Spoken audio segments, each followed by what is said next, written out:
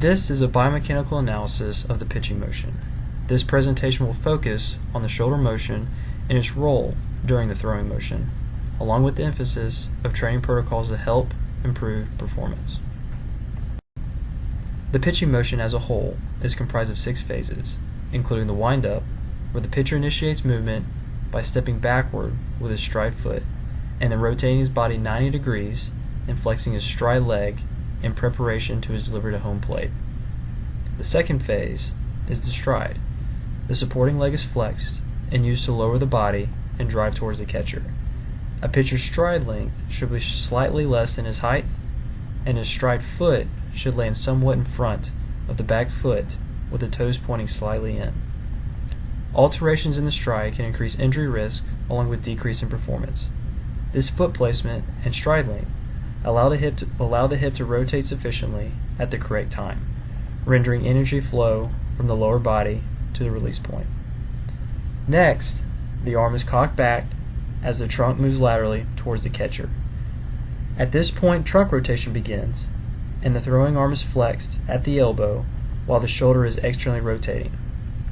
Arm cocking phase is complete when the shoulder achieves maximum external rotation. This leads to the arm acceleration phase, as the shoulder begins to internally rotate, with the elbow extension immediately following. Elbow extension decreases inertia on the shoulder. This reduction of inertia helps the shoulder produce internal rotation torque and accelerates the arm at a higher angular velocity. Following this movement, the arm must begin braking, referring to the arm deceleration phase.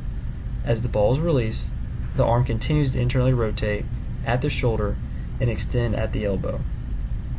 Shoulder internal rotation angular velocity falls all the way to 0 for maximal rotation at ball release. The final phase, known as the follow-through, consists of shoulder adduction, horizontal adduction, elbow flexion, and forearm supination. This is when the strength and health of the shoulder is tested the most. Major kinematic components included are arm adduction, horizontal adduction, adduction, and external-internal rotation.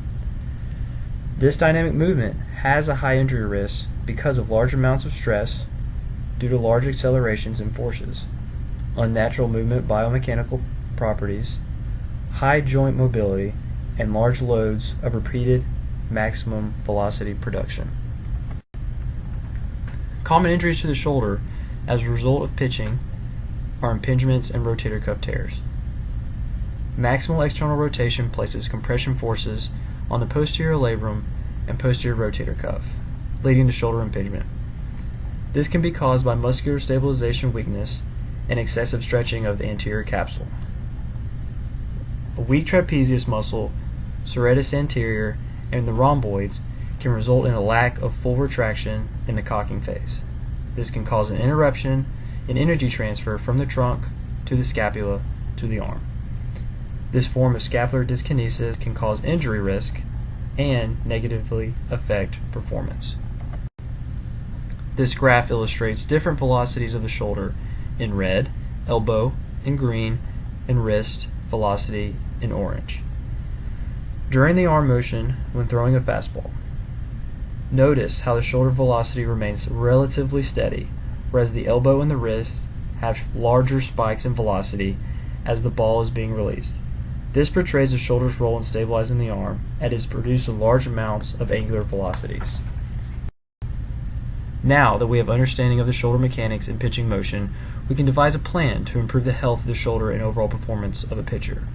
The kinetic chain is important in a pitcher's ability to generate forces needed to deliver the baseball, so it is vital to train such a way to improve the sequence of events that lead up to the release point of the ball. First of all, flexibility is a key element to have in such a dynamic movement.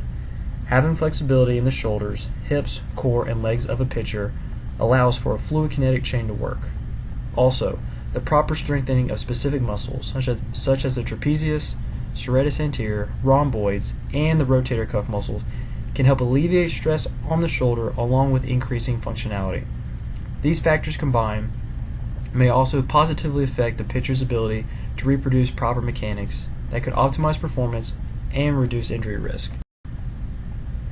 This picture demonstrates some basic exercises used to strengthen the upper back and shoulder to improve overall shoulder function. Y's, T's, W's, and L's can be performed with or without a weight on a daily basis. As you can see, the focal point of these exercises is centered around scapular retraction, which can assist in shoulder stability, posture, and the deceleration of the arm. The training of a baseball player in general should be directed towards improving the imbalances, since most have some sort of imbalances because it is a dominant unilateral sport. Full body routines that include multi-joint exercises such as the squat, deadlift, and lunge help increase lower body and core strength, which anchor the kinetic chain of the pitcher.